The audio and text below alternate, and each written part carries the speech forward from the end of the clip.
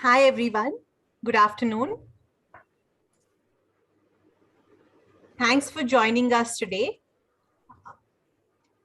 The topic for today's panel discussion is the regulatory environment for technology investments.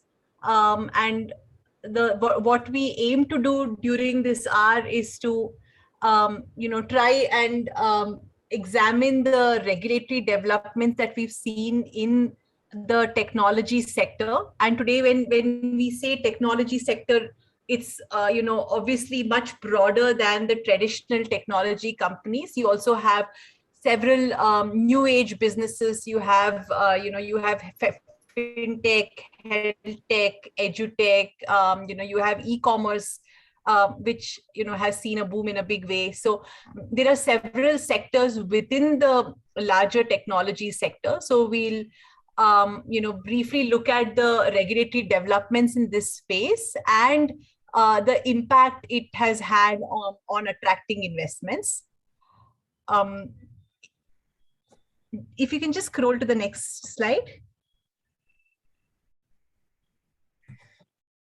So maybe just to set the backdrop and the context. So technology sector in India has, really seen a boom in a big way in the last few years. And COVID-19, has obviously played a big role in this surge.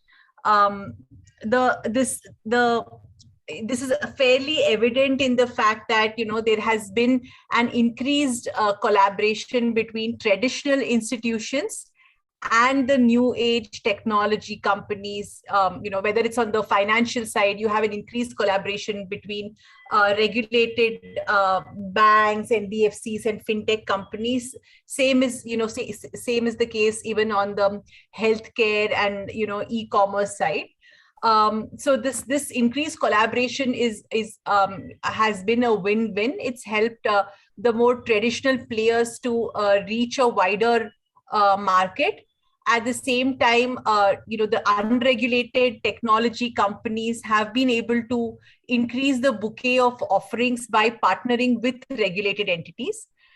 Some of the key sectors that we have seen, particularly boom are, like I said, fintech, edutech. We've seen again a lot of traction on, food delivery apps, media entertainment, gaming apps, e-commerce. So these are, some of the sectors where we've seen this. So the regulators, from a regulator's point of view, initially these emerging technologies were seen as pro-consumer because eventually they were all designed to cater to consumer needs. They had better innovation, better AI engines. So there was they drove a better quality of service. But over time, I think over the last few years, what has become apparent is there is a widening gap between the regulated players who are probably offering same or similar services offline, and the more new age technology companies who are unregulated and are offering similar services online. So maybe at this point, I can just briefly get into the regulatory landscape. Next slide, please.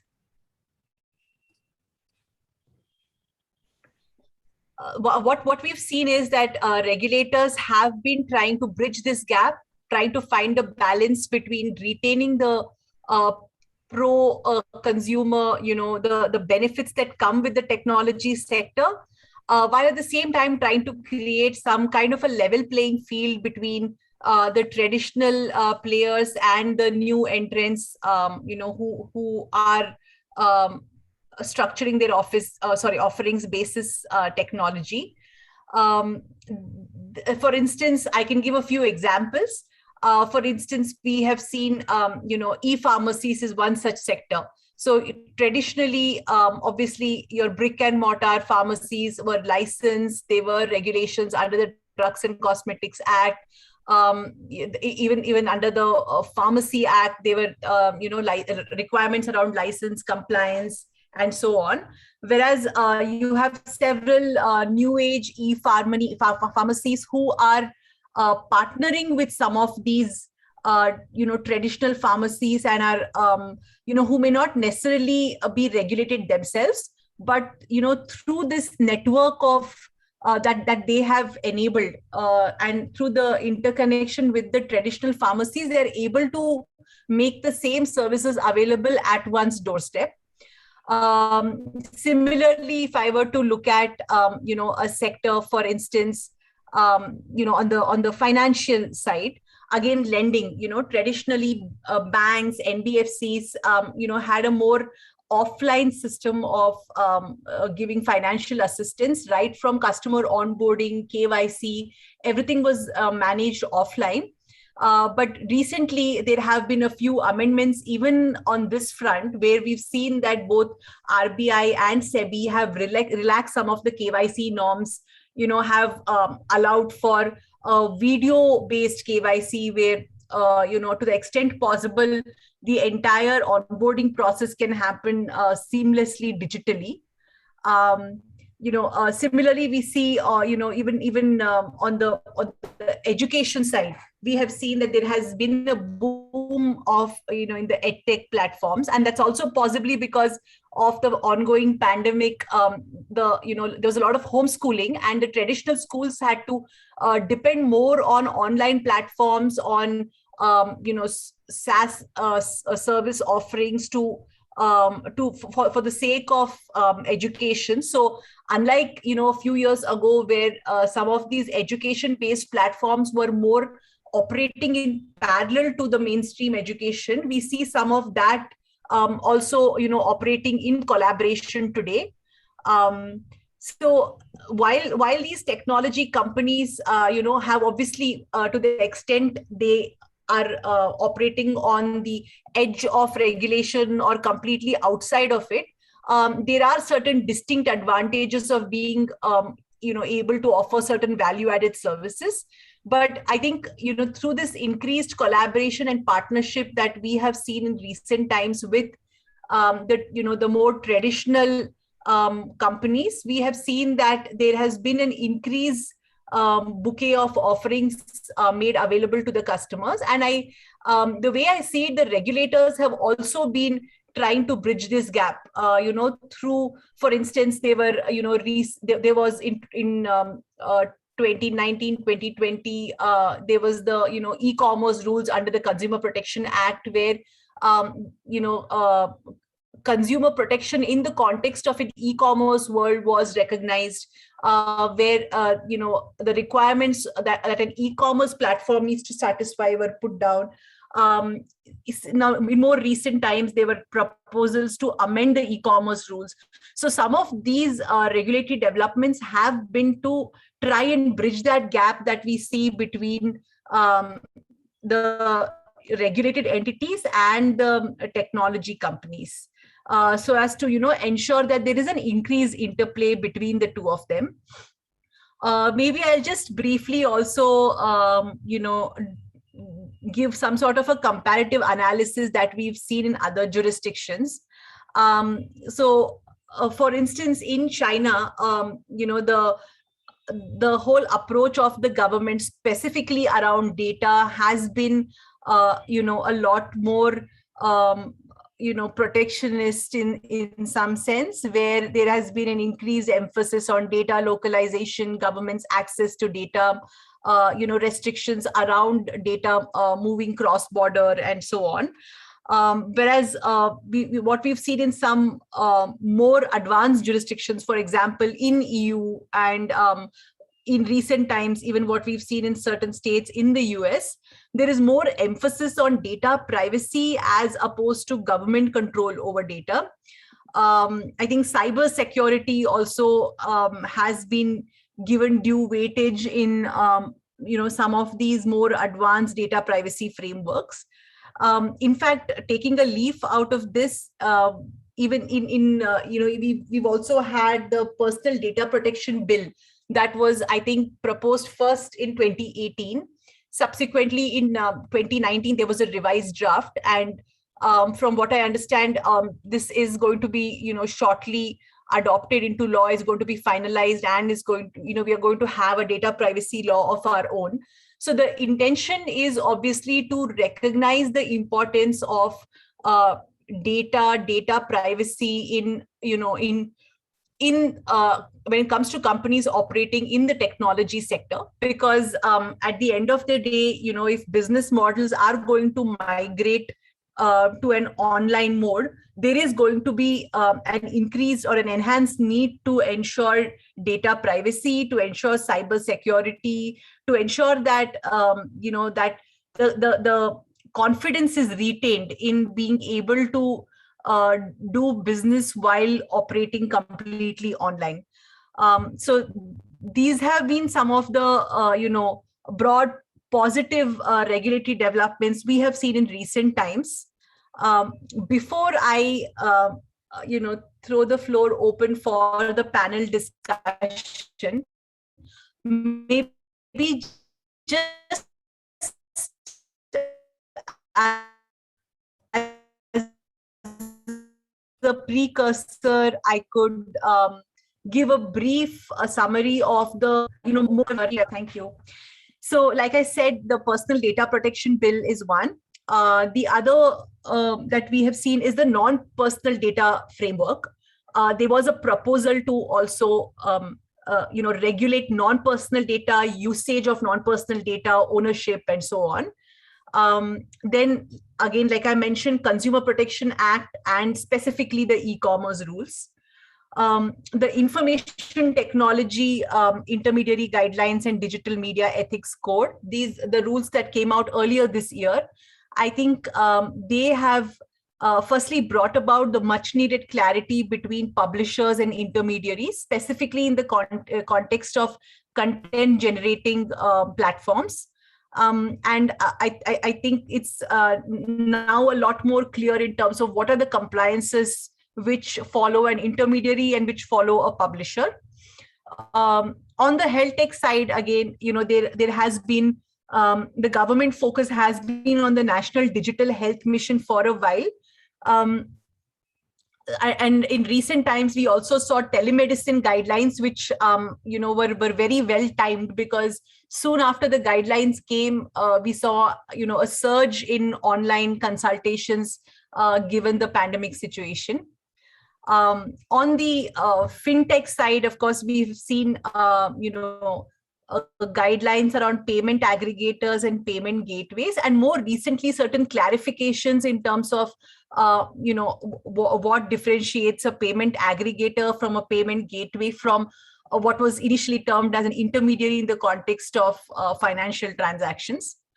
Then another interesting development has been the regulatory sandbox. RBI, SEBI, as well as IRDA, that's all the three key financial regulators in India have adopted some form of a regulatory sandbox. The intention is to promote and encourage innovative business models while relaxing some of the regulations which were meant or which were framed keeping in mind the more traditional business models. So this is certainly intended to be a boost to some of these new age business models, to try and encourage innovation, to basically, and in a big way, fintech companies have been relying on this, because like I said earlier, some of their business models are operating in in some kind of a regulatory void, where there is either no regulatory framework or there is lack of clarity on what the relevant regulatory framework is. So regulatory sandbox definitely helps there. There have also been certain working groups. I just given the example of digital lending, but similarly, there has also been one for cybersecurity, for instance. So these working groups are again meant to study some of the challenges with the existing regulatory framework, and suggest changes that will be more pro innovation. And of course, coming to the end of this list, we've also seen some regulatory movement around crypto assets. While initially there was a complete ban on dealing in virtual currencies by the RBI, after the Apex Court set aside that ban, we have seen there have been proposals in the parliament to regulate some aspects of this. But again, while a formal regulation is yet to see the light of the day, but there definitely has been some evolution on to completely prohibit dealing in crypto assets. I hope everyone who's joined us really enjoys this panel session. Before I sign off, I'll just briefly introduce myself. So I am Namita. I'm a partner in the TMT practice group of Indus Law. I do hope that you enjoy the panel discussion. So I'll just hand over the floor to Avimut.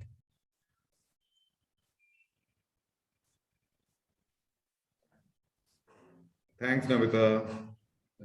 Thanks for that very, very nice encapsulation. I think we can now switch our videos on, if that's okay. Now that we've got the presentation out of the way. Hello, nice to meet you guys. So Namita gave a very clear presentation on the challenges which are there. If it sounded like a lot, it is a lot, because the government has gone gung-ho on this sector. So I think you can't blame her for covering so many topics in one slideshow. 3 years ago, this slideshow would have been pretty much only one slide. It would have been very easy to talk about challenges from a regulatory perspective. So without further ado, I'll just introduce our panelists today. We have with us Nitin Sharma. He's a partner in Antler VC. Antler VC is a new age venture capital fund, very active in India, and hope to ride on the India's investment bandwagon. We have Prashant Tandon. Prashant Tandon is founder of 1mg. He has in fact done a blockbuster deal and something which has excited venture capital investors across India, because he has done a partial exit recently by selling 1mg to Tata. We also have Arpit Ratan.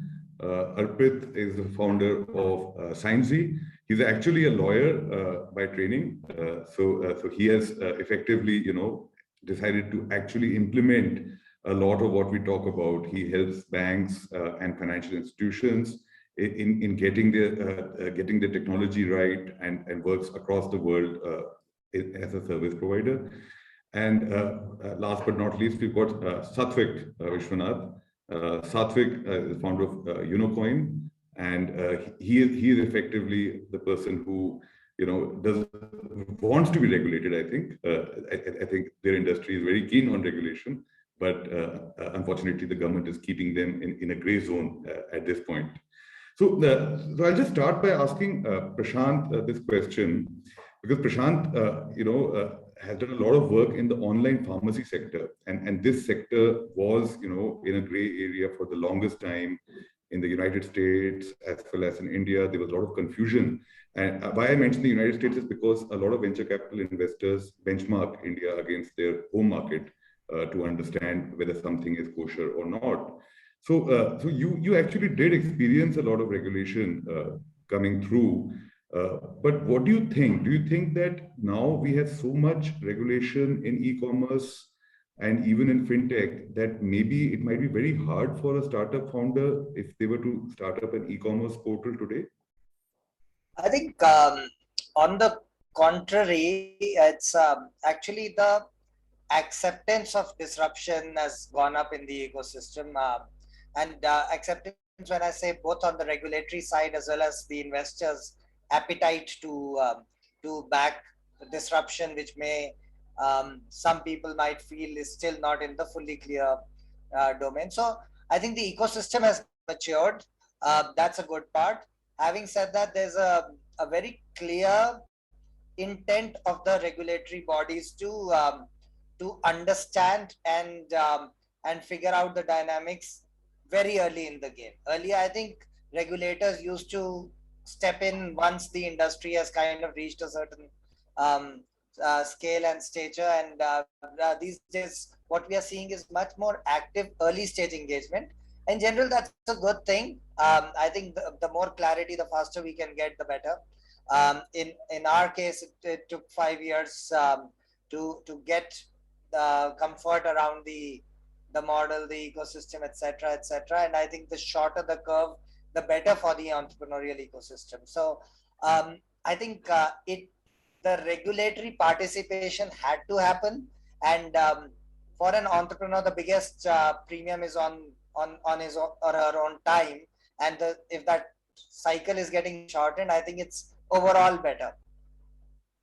That is a very good diplomatic answer. In fact, I would even venture to add that news has come in overnight that South Korea has decided to allow users to pay directly to software developers and bypass the commission structures that are there on the mobile platforms. That's your Google and Apple. So in some ways, if you embrace the regulators, they can actually, the actions which are happening against big technology companies can also catalyze more innovation for startups. So I think that is a very good and healthy industry perspective. So Nitin, over to you, since you are the venture capital investor on the panel. What are the 2-3 areas which you feel a VC, you feel that there could be a further catalysm in the ecosystem today? Anything more that the government should do to catalyze the VC ecosystem? Yeah, thanks, Abhimut. I think this is I'll try to keep it short. So first of all, I think credit where credit's due. Things have certainly gotten a lot better, whether you look at things like startup registration or largely fintech with everything, of course, with India Stack or aggregator frameworks, or even on the health side with the Digital Health Mission, NHA. I mean, there is just so much that I think the government deserves some credit for, including things like the GEM or marketplace where startups can actually bid for government services and making that whole process more online, transparent. And of course, perhaps the biggest one is the liquidity aspect of things, right? To be able to see many companies like Zomato list. So I think there is a lot that I think credit is to be given to the government for. I think the 3 things that whenever I think about this topic that come to mind from an investor perspective, one I think is capital formation. So in India, only 3 to 5%. I think that number used to be 3 last year. With all the money coming in, and maybe it's 5 or 6. Only 3 to 5% of the capital that's actually invested by venture capital firms is domestically sourced. In China, before the latest disruptions, that number was 80% plus, right? So that to me is the biggest sort of needle mover. How do we have more local capital come into the venture industry, either directly or through funds like ours, for example? And so this is a matter of a lot of incentives that I think need to be given to people beyond what's currently out there in terms of tax, but also just ease of compliance, etc. And then we also talk about capital formation domestically, but also in bringing in more capital. I think there is still a lot of issues that foreign investors, for example, have. A lot of people want to come into our fund, but they will not come directly to India. They don't want to get a PAN card, file taxes in India. Even if they're never going to visit, they just have a passive investment, right? So hopefully we can think a little more along those lines, because right now all that capital is pooled abroad, as everyone knows, in Mauritius or Singapore.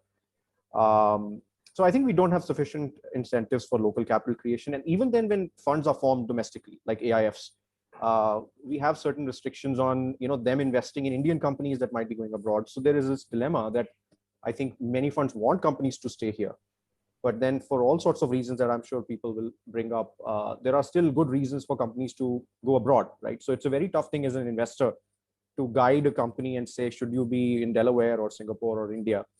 But I wish that even if the companies choose for whatever reasons are important to be abroad, that we could have domestic investors and that capital created here have more participation and exposure to that.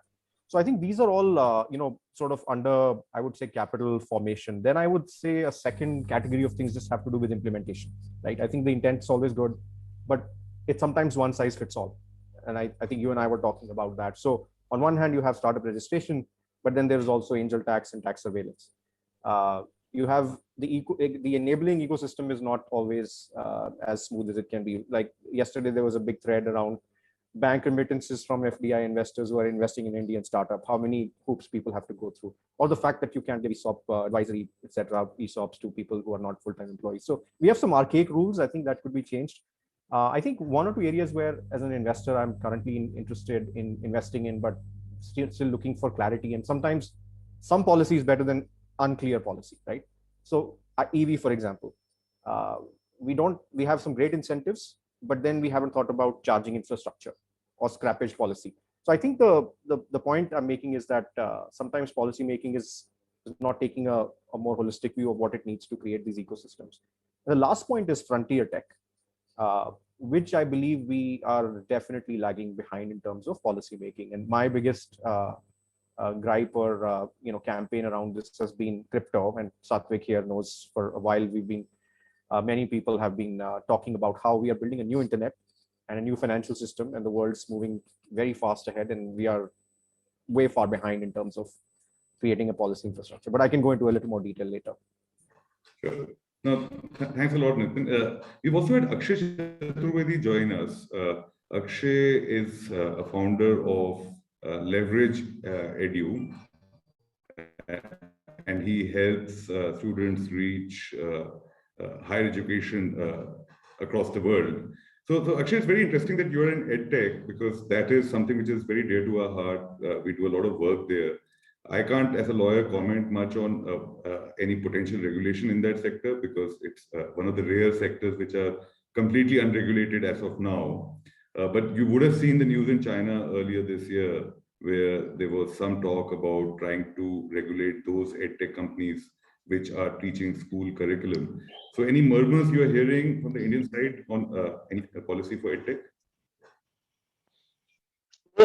Thanks, Avimukh and the team for having me, and great to see friends on this panel alongside.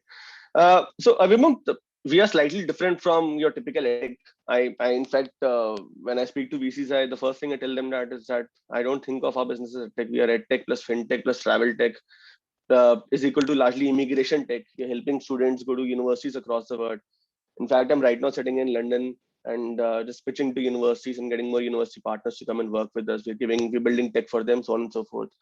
So I unfortunately cannot comment on the learning part of EdTech, which I think is what is happening in China right now. Even the latest regulation which came in about you can't play video games except Friday, Saturday, Sunday for an hour or two each. So I think that learning part, I think be it the likes of coding startups or the larger K-12 startups or the post-school tuition startups, I think all of them focus much more on that. But just to kind of pick up on the broader topic of what we're discussing, I definitely feel, and given that my business is one that crosses multiple jurisdictions, we now have an entity in the UK, which has opened at about 10 days back. We're now opening an entity in the Canada region as well.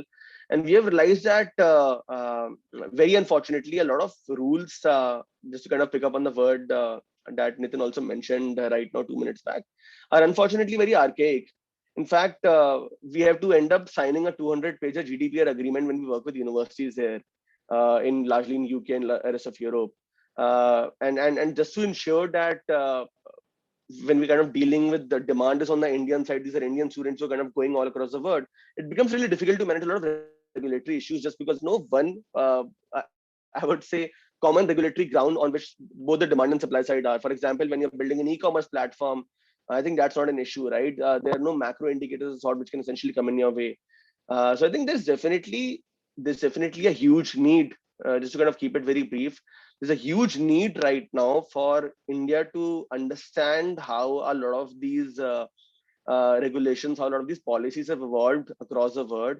GDPR is one of them. There is, of course, we've been also facing issues around, we help students remit fee now. We've kind of applied for an FFMC license. and we are a money remitter in that sense. Now we are helping students remit their fee to the university, and there's some challenges around that too. So I think there's a great need for somebody to kind of raise their hand in the government and say that, hey, these are the issues that uh, forget companies for a second. These are the issues that consumers are facing when they want to essentially go out and become a global citizen. And when we think of India as just to kind of sum up my argument, when we say that, hey, whatever is happening in China is going to really benefit India, given that we are English speaking, we are more open, we are essentially more NATO and all of those things. I think before we say all of those things and make all of those assumptions, a lot of policy driven changes need to happen, and they need to happen right now. Like they should have happened yesterday, but they need to definitely happen right now. Otherwise we lose the advantage that everything that is happening in China is giving us in the next 6 to 12 months, 18 months. Those FDIs won't be uh, as accelerated as they are right now in the next 6, 8, 10 months. Nitin can speak more about it, but that's how I see it. Absolutely. Akshay, it's very interesting. Often what is needed to drive policy is a stakeholder, right?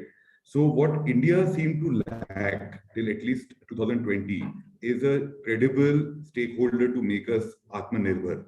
So if you see the manufacturing sector back in the 80s and early 90s, you had to have the stakeholders who were willing to, say, manufacture automobiles. And that's when the government created the policy to, both galvanize manufacturing in India and to also keep, some kind of a level playing field. So right up till last year, we did not have the stakeholders coming forward. And what we have seen is, and Prashant has personally seen this, that a lot of Indian stakeholders have come forward now and said, we got this. So we will now build out or help in building out a digital ecosystem. And that has perhaps galvanized policy making, because it's given them a clear incentive.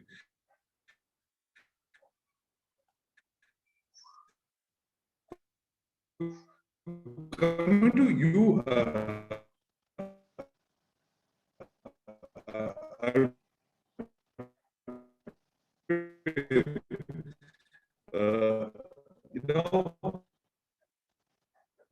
Avimukh, we seem to be losing you. I don't know if it's a point. Yeah, I think it's Avimukh's signal. From the GDP and also, pretty much been in the cold storage. Yeah, this is about GDPR. When you go abroad in science, you're in multiple jurisdictions. Do you think it's unusual that the Reserve Bank in India has taken over the role of data protection? Do you think it is simply because we don't have a data protection authority yet in India, and it is something which will fade away once the PDP becomes law, maybe end of this year? Or do you actually think that banks will have to have a dual regulation where the RBI will be your data protection authority for fintech, plus you will have a overall data protection authority for all businesses, including financial technology? Yeah, no, I think, Avimukh, I think you've perfectly put, we have now working across multiple jurisdictions. Even if you see in US, there are a lot of case on data protection, even in our business, right, on scraping data or using private data, but most of them are under state laws which have been framed on privacy. None of them are on any federal regulations, or even their bank, in fact, does not frame too many regulations. It's more like just a central bank, but RBI is both a central bank and also a regulator. So in that sense, I think RBI is very different from a lot of central banks globally, where it has been playing a dual role. Especially what I've seen both from a lawyer perspective and as an entrepreneur now in fintech, is that Indian central bank actually, or the way government is functioning, is that a lot of government function are being offloaded to RBI. And in that sense, RBI as a regulator is also, and if you look at even Aadhaar, right, a lot of Aadhaar enforcement was actually done by RBI, which should have been done by UIDAI.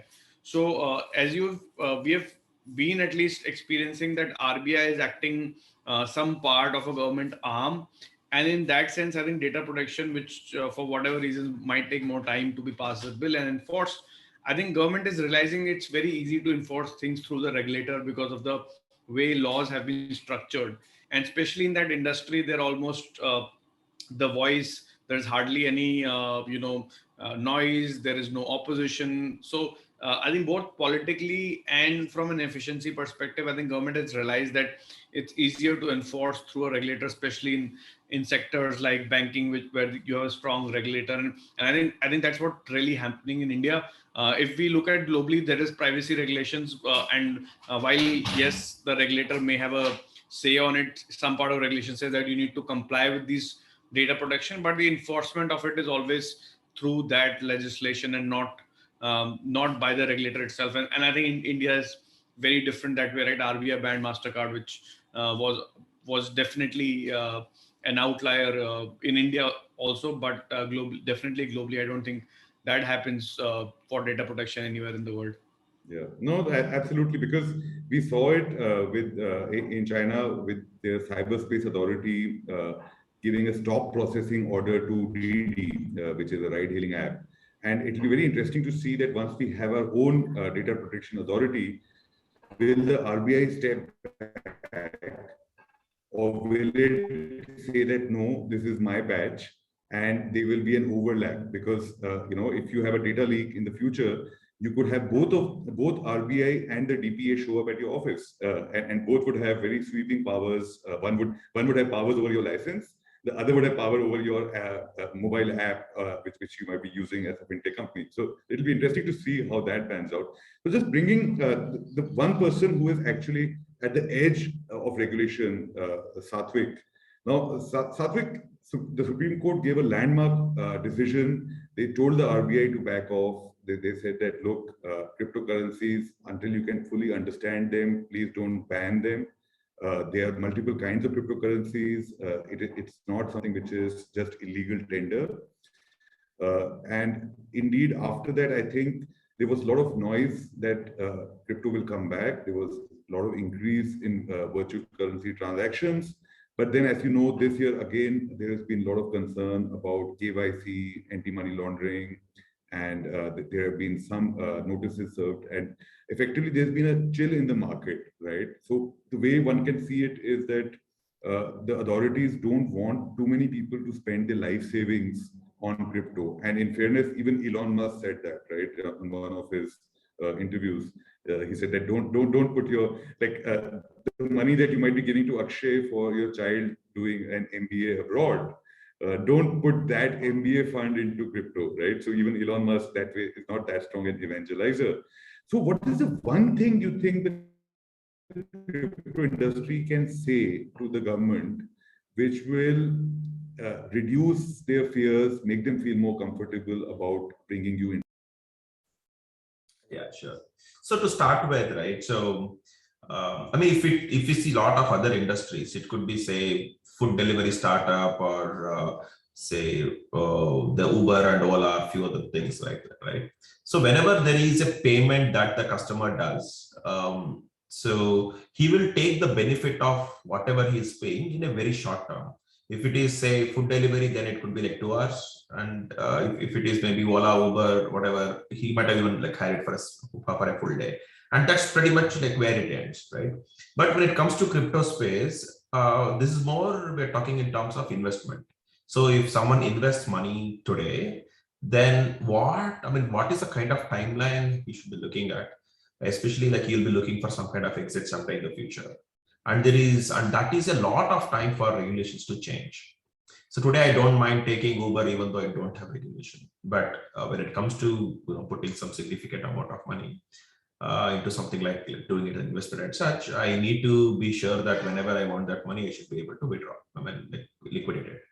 Okay, so this is like one of the major concerns for the users, and I think even the government does, or it could be regulators, RBI, do understand this. And on the other side, we usually, like, whenever there is a new technology being introduced to the country, we normally lag behind at least by a few years. So that's exactly what is happening with the crypto space as well. So we see so many of the developer countries who have gone ahead and said, okay, we want to do it in this way, and what is allowed and what is not allowed. So even though they don't have a complete formal regulation, there is a specific guidelines. right? So what is fine and what is not fine, when who will become responsible, right? So, and that thing, if it comes up, then I think with people in India, the way it was, right? So people will start understanding it, like it got legalized and such. So it's that's exactly what happened last year as well, when Supreme Court said that no, the banks can now provide the bank accounts to the cryptocurrency companies and its customers. A lot of people confused it with saying that okay, it got legalized. It's not the case. So it's very important that we as the industry keep educating a common man, and it's also important that the government keeps educating what is this all about and what is the risks involved, so that customers or the investors take the proper educated bet on something which is kind of, see, when it comes to the technology as such, it's like a revolution, right? So what is it bringing to the table? It's as simple as saying free and fast delivery of value from anywhere to anywhere in the world with almost like negligible cost. And this thing definitely have the value. And if it was a company, the value would have got captured in the company. Now that it is not a company, it's like something like a currency or a token which exists digitally. The value of this kind of benefit is getting captured in the units of this currency itself. So it is still a speculation does exist, but I think education will be the first step that that we need to make sure like people are aware. None of them should be investing thinking that it will double up in few months or something like that, and they should understand what they're investing for. Is my concern. Okay, so a lot of education is needed, I think, both at the government end and at the investor end. The retail investors should see that this is not some kind of El Dorado, but I can appreciate it's very hard to convince people to be careful. So Prashant, now you have seen a complete cycle of a startup company. You have seen duked it out with the very big companies in India. So you have a very good appreciation amongst all of us of the kind of stakeholders we have.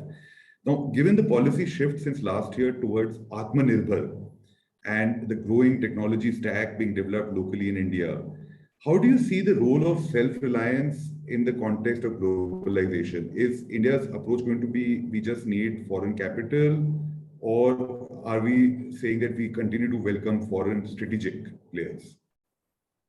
I think globally there seems to be a very significant move to control the power of platforms, and we're seeing signs of that in the Indian context also. And whether it is the Atmanirbhar argument or data colonization or data monopolization, etc., I think there's certainly a shift or an intent to have more domestic players play the game. And whether it is on the entrepreneurship side or the capital formation side, I think that's the intent.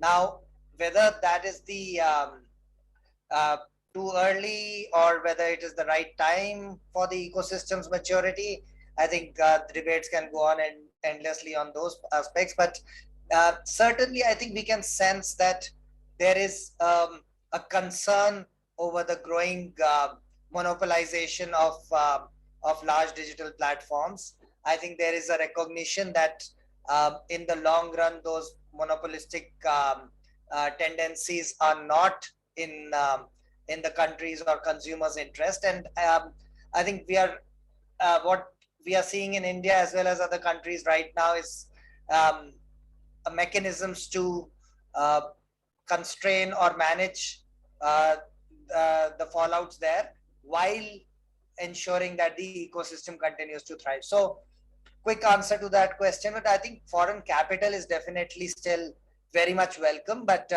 foreign strategics in many parts of the data ecosystem or game, I think they are seeing more and more constraints coming their way, and I believe it will continue for a bit.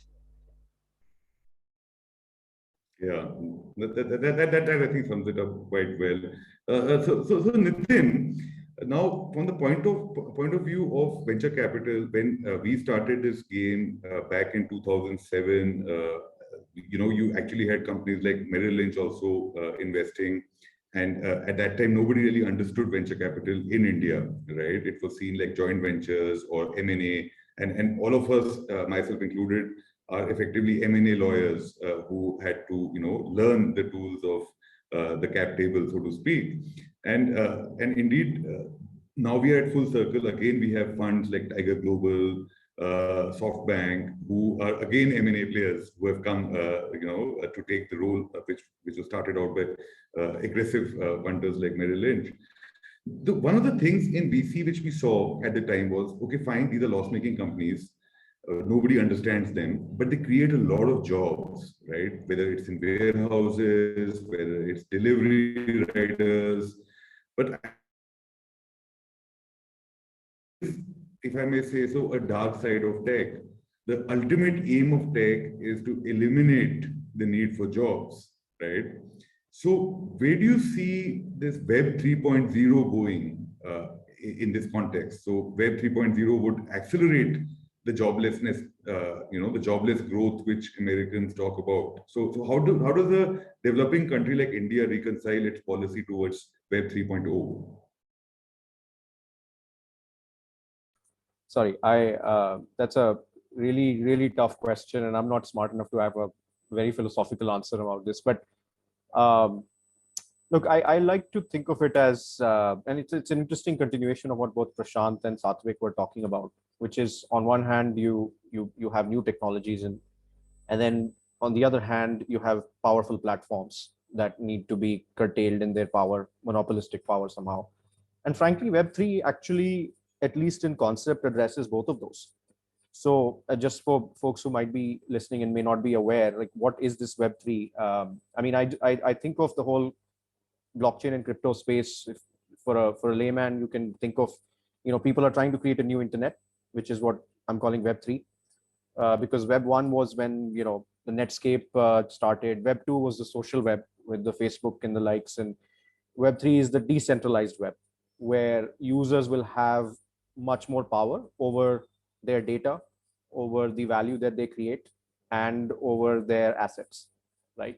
And so the new internet is being created, and a new financial system is being created. That's not just about crypto, which is, I think, the base layer for the digital gold or payments, let's say, but also building on top of it, right? So if all of us may have seen DeFi, decentralized finance, is a buzzword, or NFTs.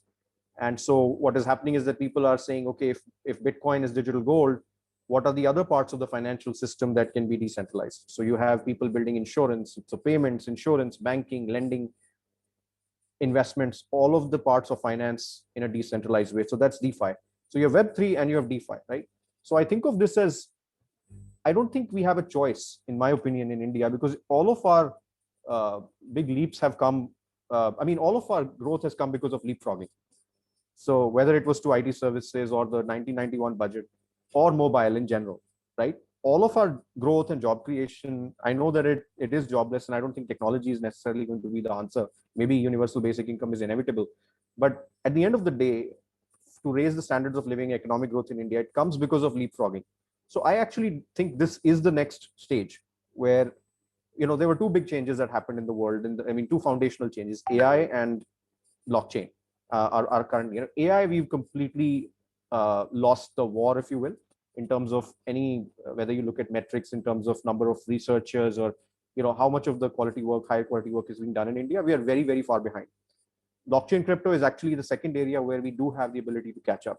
So I don't think, Avimukh, that Web3 will necessarily create jobs or destroy jobs. We'll have new types of jobs. It may net be a job disruptor, just like AI. But I don't think that that's the only lens with which we should look at it, right? At the end of the day, India needs any form of technology leapfrogging. If you take a 10-year view, I think we are missing an opportunity while the rest of the world is developing the new standards for this web. So if SMTP, for example, or FTP or HTTPS were being developed in 1995, would we have not wanted to be at the forefront of it, right? So exactly the same standards are being developed for a new internet. And I think because we don't understand the concept of why a token or a crypto value is actually necessary, we are painting the whole landscape with that same brush, and also depriving ourselves of all of that innovation in just basic Web3. Yeah, no, thanks for that, Nitin. In fact, tokenization is something which Arpit's industry is working very hard on. That is supposed to be the magic bullet which will allow the additional factor authentication norms which the RBI has imposed on everyone. It will allow us to not have to subscribe to Netflix every month.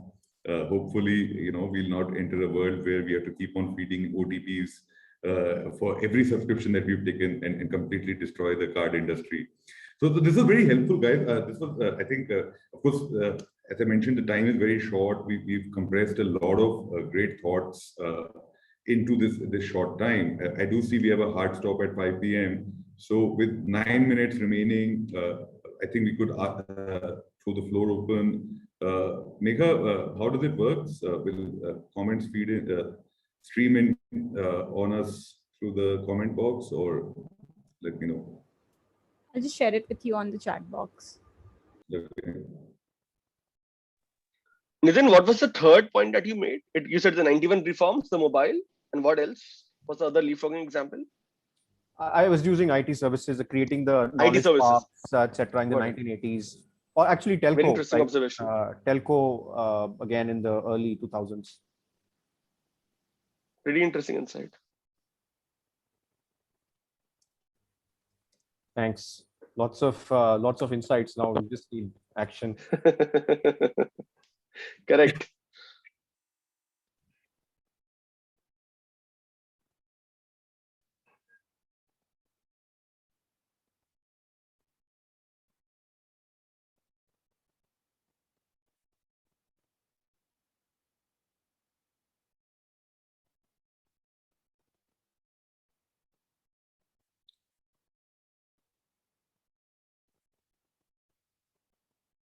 Okay. Doesn't look like we have too many questions coming in. So I'm just throwing this open. I like that intervention. So feel free to ask any question from me or from any other panelist while we are waiting. Of course, many thanks to the Indian Venture Capital Association, which now has private equity in its name. We all like that, So you've got Indian Venture Capital and Private Equity Association, the full form. That's great.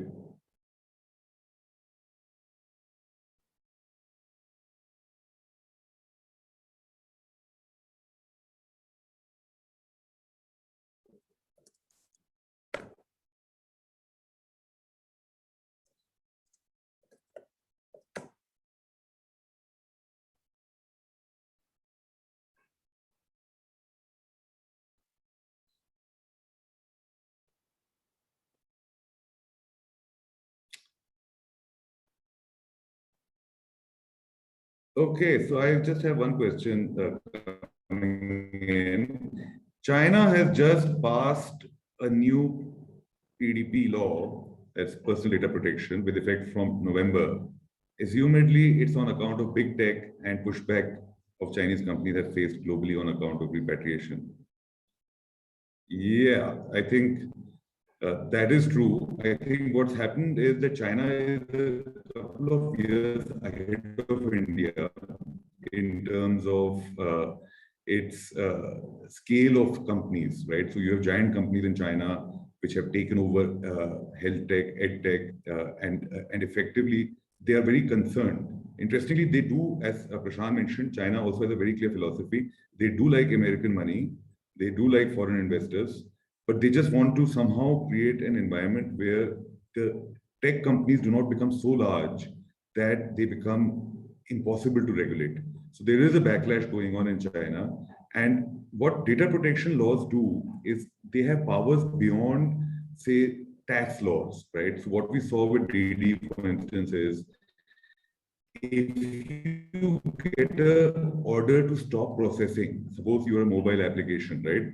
An order to stop processing means you cannot take on any more customers. So it is absolutely fatal. So for instance, if you compare to the Competition Commission in India, They can come in, they can investigate you, they can put penalties on you, income tax can come in and investigate you. But a data protection authority can simply tell you, while we're investigating, because there is a risk of data leakage, please stop your business. So it's a business continuity risk. So China was the first country where this was actually tried out. And it is a very sobering thought for India as well, because we often come across enforcement directorate investigations, and we think that the worst thing that can happen is a raid on the office. But in data protection, worse things can happen that are there. I see a question on raising of funds from VCs as compared to angel. I think everyone on this panel can, have a stab at that. But strictly speaking, that won't be the appropriate topic for this panel. Feel free to reach out through Meghna to any of the panelists. They've had tremendous experience. They've raised funds from their friends, from their relatives, from angels, super angels, as well as from the largest venture capital private equity companies, right? But of course, that would be like a pretty long topic to go into. There's also, I think, bootstrapping, which has become popular a bit, where you don't really raise funds because anybody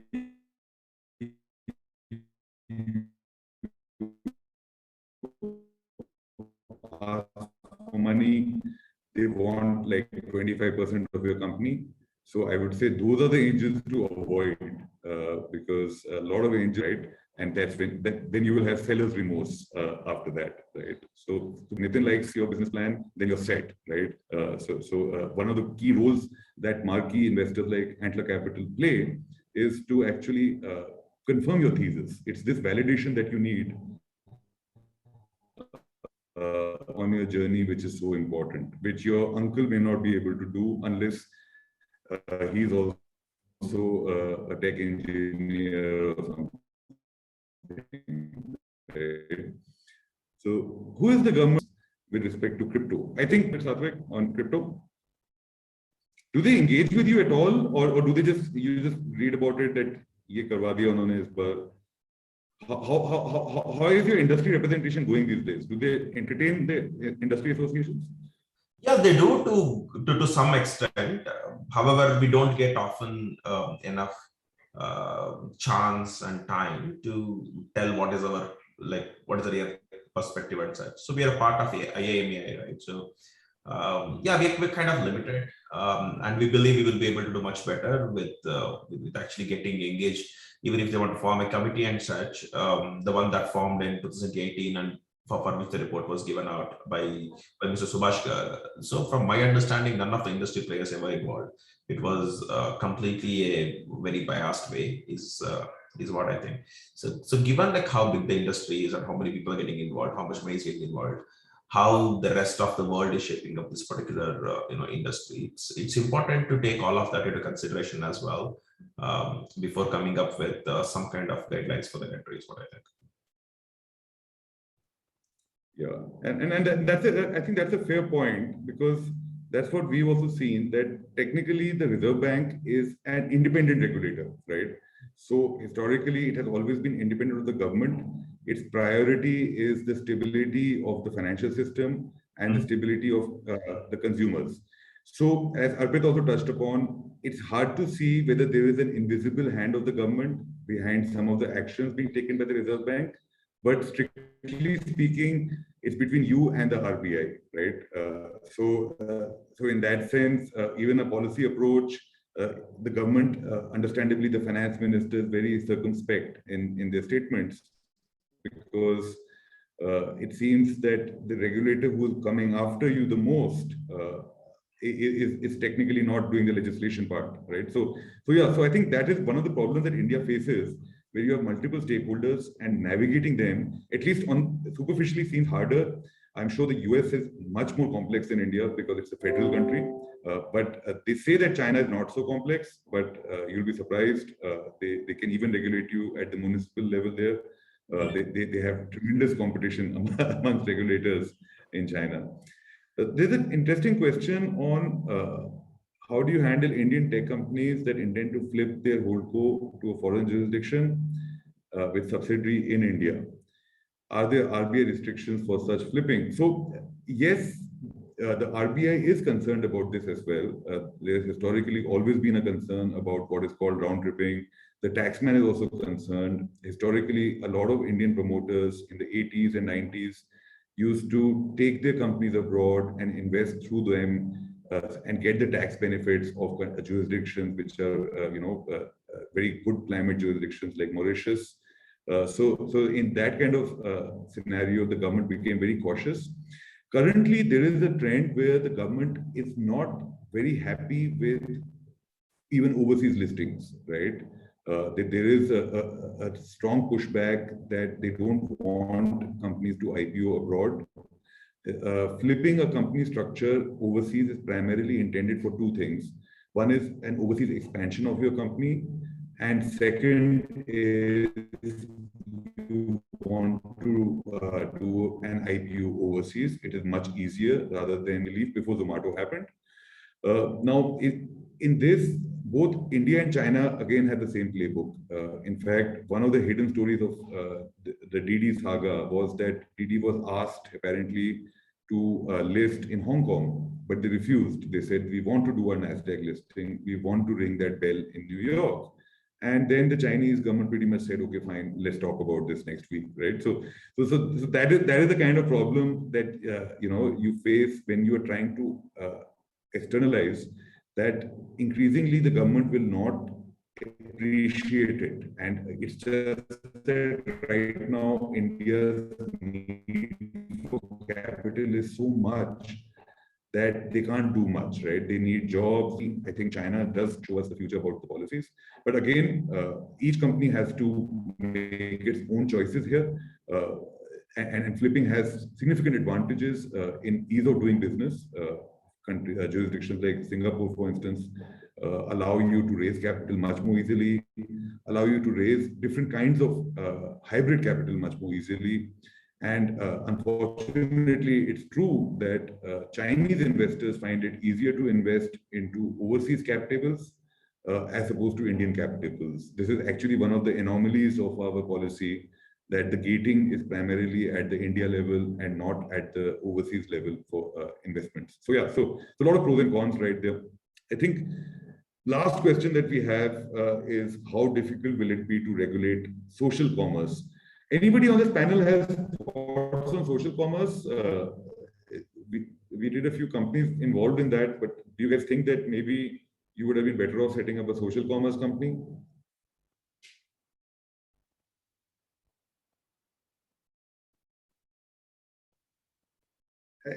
I think one of the issues with social commerce perhaps is that Instagram and Facebook are dominant already, right? Sort of.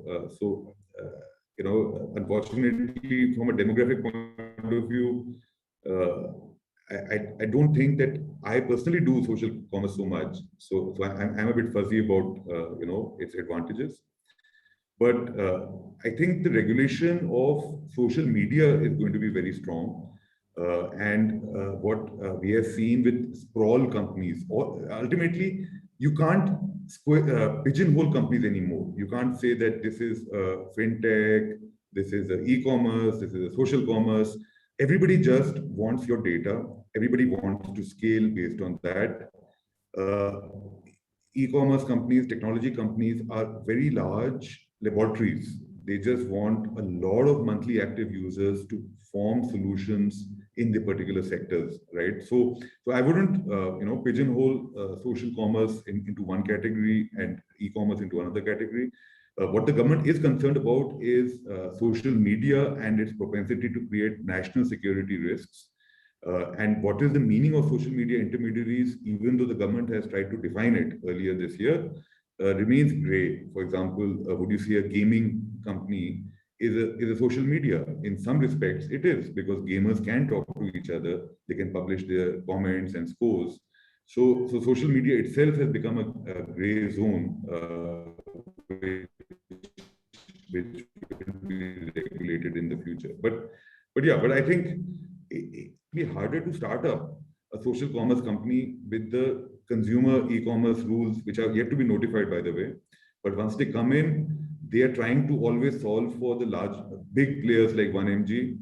They are not thinking about the poor guy who might be setting up an e-commerce or social commerce website in his garage. How will he compare with lawyers and accountants? So that is one of the headaches. The one other thing I can think of is just that you have some consumer data protection and questions around representation, right? Because in normal commerce, you know the party that's making the claims about the product. In social commerce, when people are influencers and promoting a certain product, or groups are selling it to each other, might be some harder to sort of litigate and resolve disputes around whether misrepresentations were made. But it's a very good question, and I certainly haven't thought much about it. Yeah. And Avi, I think this is also very interesting and important what you mentioned, that most of the rules are to constrain or regulate the large folks, and what it results in is just the overhead for a small entrepreneur to even get started. So heavy regulation actually helps the larger incumbents rather than the small innovator, and that is, I think, something worth at least a deeper debate on as one goes into regulation. Exactly. So, yeah, so some part of me feels that they say in Hindi movies, "Kanun andha hota hai." So unfortunately, I'm sure the policymakers would like to take only 2 names in their regulations and leave it at that. But they have to make the law. But maybe yes, thresholds in terms of turnover, in terms of users, those would be very helpful, right? You could, I think there is some attempt being made to define what is the contours of big tech. And that is a good effort. It should definitely not be something based on 20th century metrics like balance sheets. There should be some focus on the number of users you have, active users and all, but totally correct. You can't just say that, getting a Series A check, I have to now suddenly, get lawyered up. I think Prashant mentioned at the top of the call that, how much of the bandwidth of the founders going away in compliance is something which the government has to be mindful of. And all these regulations can't, put such a strain on Startup India that people say that, forget it, I'd rather work as an employee rather than do all of these headaches. Unless you're somebody like Arpit, who I mentioned is already a lawyer, so he probably enjoys the regulations. It's in his DNA. Yeah, no, I don't think anyone enjoys the regulation. At least not in India. We don't, no part is enjoyable. No. Good stuff. All right. Thank you very much, everyone, for joining today. I think it was a great session. And Meghna, please do have anybody who has any further questions, send them across to the panel. We will be very happy to answer any legal questions. You can just write them to Namita and me. We'd be happy to address them and discuss them. Policy is something which today's policy will become law tomorrow, and it's very important for all of us to be at that edge where, earlier VC deck regulation, and they should never have had too much on regulation, right? Because by definition, if you're regulated, then there's a big incumbent. But now you will have to consider a lot of regulation. And increasingly, we've noticed investors want to see compliance thought process of the management team, right? Nobody wants to invest in somebody who is naive. Nobody wants to invest in somebody who's, got great ideas, because if you can't handle the ecosystem, right, in India, then your investors would get a bit cautious about you, and especially because startups, the founder is also the chief executive officer. So the buck really stops there. He can't just say that I had a great idea, now please give me some money and we'll just talk to lawyers and carry on. You have to own all the problems.